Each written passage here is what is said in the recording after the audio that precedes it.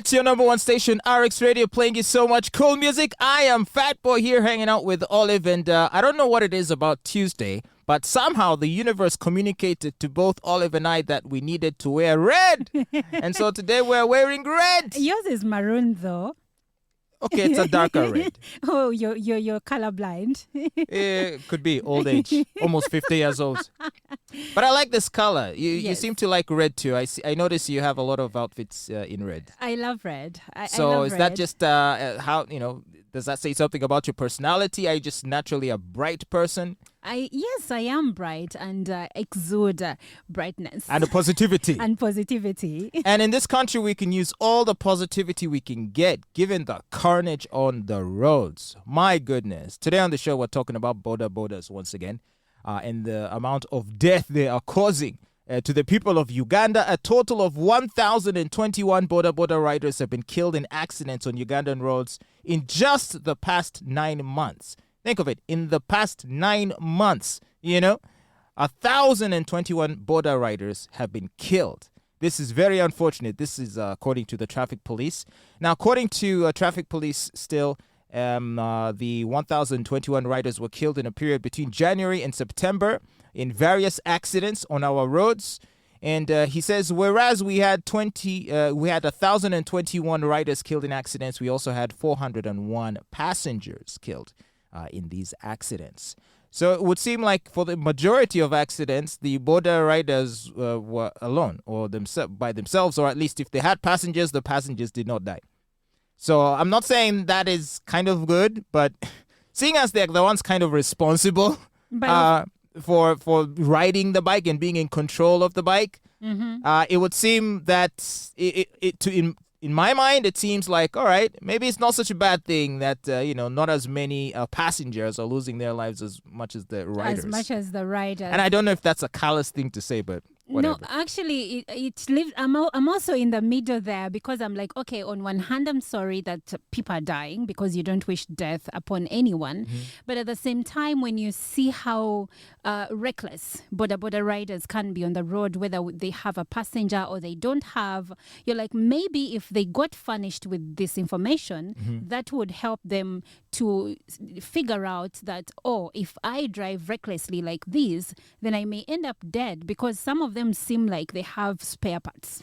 I don't think information is the problem here or the lack thereof. I think the problem is just mental illness or just basic stupidity. You can't tell me that you've been riding a border for 1 year, 2, 3 years. You can't tell me you've not seen or heard of horrific accidents of your friends and fellow border riders. At your stage where you parked every day, I'm sure 2 or 3 people there have been killed in accidents. And on the road where you ride every day, I'm sure you have witnessed some accidents. So I will not go with mental health. I will go with stupidity.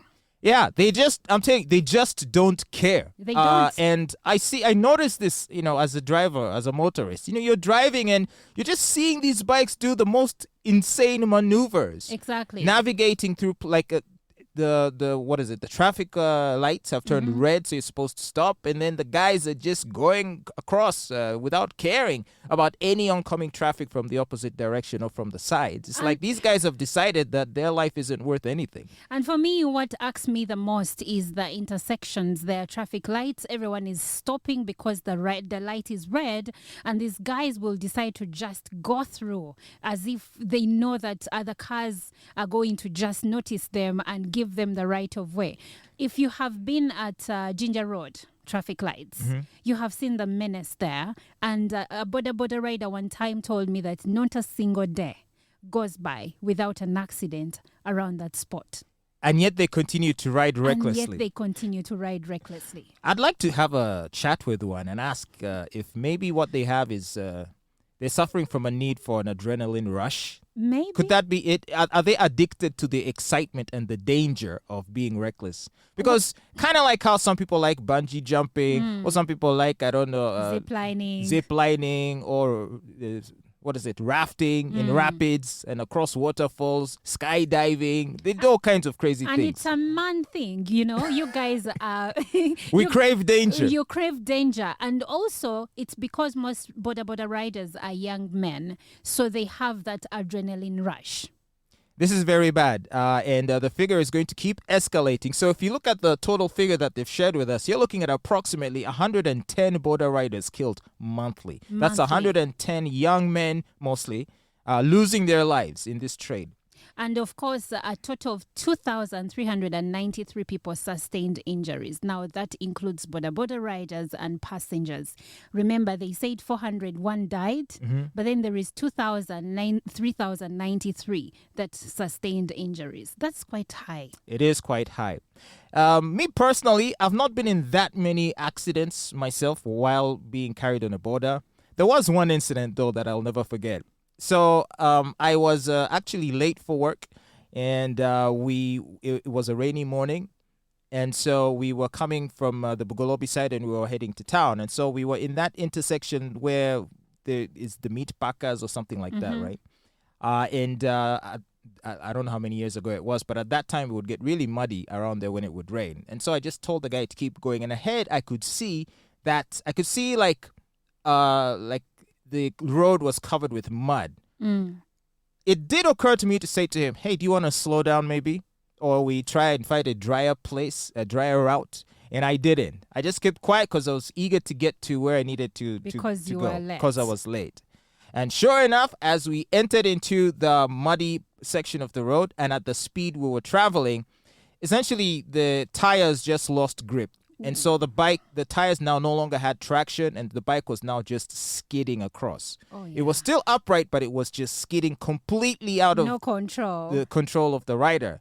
And I distinctly remember the border guy saying, oh no. Did you make a mental wheel? And as we skidded along, eventually the bike toppled over. And then I sort of just skidded the rest of the way until I came to a stop. Oh, gosh. So what was my clothes were torn, your butt? My butt. So my trousers were all muddied, ripped. I reached office and guys were like, what even happened? You continued to work in that stage? Yeah. It was crazy. Damn. But, and so I used that as a lesson in trying to be more active and in intervening. If I can detect that we're heading into a dangerous section of road, I should be able to tell the border, hey, dude, maybe let's either slow down, maybe let's take another route. Or let's not, bypass that vehicle. Let's keep behind until let's not get too close. Let's not. Yes. Have you, like, when you think of, and I know you've had some border incidents, when you think back on them, do you think to yourself, oh, I could have told him this or that? Or do you feel like there was a way you also didn't, pay attention? I've only had 2 border incidents, and one happened, I was almost home, and it was no fault of my rider. He was very careful, he was slow, but then we reached a border stage, and this guy out of nowhere just entered the road and then knocked us, so we fell. I just sat in the middle of the road. I don't know why they happen to me when I'm wearing a short dress, and then my shoe was the other side, and then the recent one, I told the guy, be careful, that's a hill and the road is bad. But then he turned with so much speed, we just went backwards and, toppled. And of course, I had bruises everywhere. I'm glad nothing broke. But I remember telling him, we are going uphill, the road is bad, please be careful.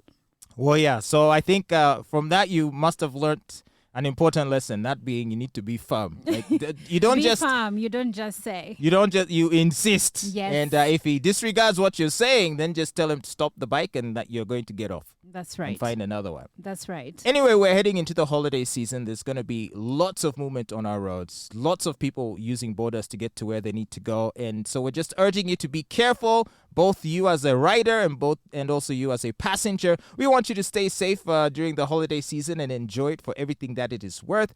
For us here at RX Radio, we're just here to give you so much love and so much great music. It's the Fatboy Show. Don't go anywhere.